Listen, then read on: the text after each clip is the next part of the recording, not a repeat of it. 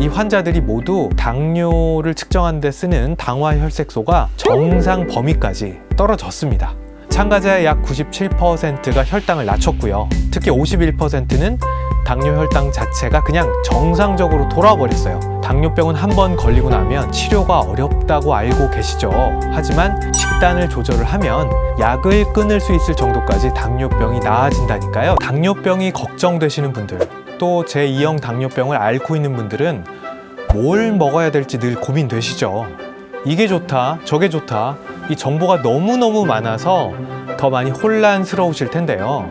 근거가 없거나 특정 음식만 먹으면 병이 나을 것처럼 과장해서 말하는 경우도 정말 많이 봅니다. 그래서 안타까운데요. 그래서 오늘은 전문 연구 결과 중 하나를 소개해 드리려고 하는데요. 저탄수화물 식단을 했더니 당뇨약을 끊고도 혈당을 정상으로 유지할 수 있었다라는 연구입니다. 당뇨병은 한 번 걸리고 나면 치료가 어렵다고 알고 계시죠? 식단을 조절해서 혈압약까지 끊을 수 있다고 하니까요. 한번 주의 깊게 들어보시죠. 오늘 소개해드린 연구는요, 세계적인 의학 저널에 발표된 내용입니다. 영국 의학 저널인 BMJ Nutrition Prevention and Health에 발표된 연구인데요. 간단히 요약을 드리자면요, 저탄수화물 식단을 했을 때 제2형 당뇨병 환자가 혈당 조절이 잘 되고요, 심지어 당뇨약을 끊는데도 큰 도움을 줬다라는 내용입니다. 연구팀은 최근 8년 동안 영국의 1차 진료 클리닉 임상 자료를 평가를 하고요.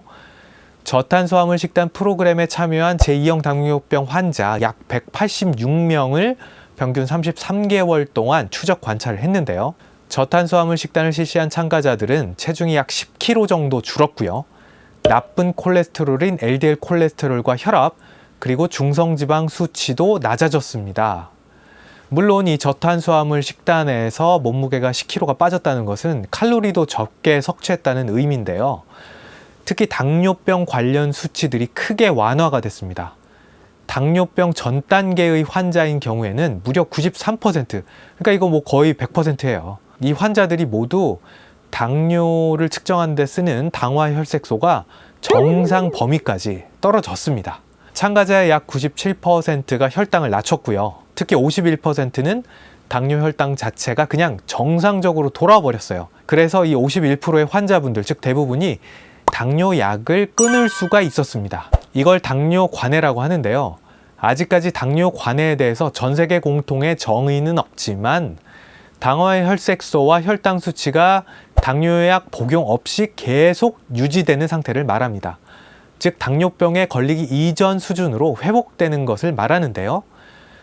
당뇨 진단을 받은 지 1년에서 5년에 해당하는 환자는 35%, 15년 이상 된 환자는 20% 정도가 이 저탄수화물 식단을 하면서 당뇨 증상이 거의 사라졌다고 합니다. 이 연구는 저탄수화물 식사를 하지 않는 대조군과의 비교 수치를 언급하고 있지는 않습니다. 그렇지만 이 연구는 저탄수화물 식단만으로도 당뇨가 관해가 돼서 약을 딱 끊어버릴 수 있다는 것을 보여줬기 때문에 그런 의미에서 아주 중요한 논문이라 하겠는데요. 사실 비슷한 연구들이 현재도 계속 진행 중입니다. 특히 영국에서 하고 있는 디렉트 연구에서 저칼로리 식단만으로도 당뇨약을 끊고 혈당이 유지되는 연구를 하고 있는데요. 제2형 당뇨병은 완치가 불가능하고 점차 악화되기만 해서 만성 질환이라고 여겨져 왔죠. 하지만 식단을 조절을 하면 약을 끊을 수 있을 정도까지 당뇨병이 나아진다니까요. 정말 희망적인 소식이라 할 수 있겠습니다.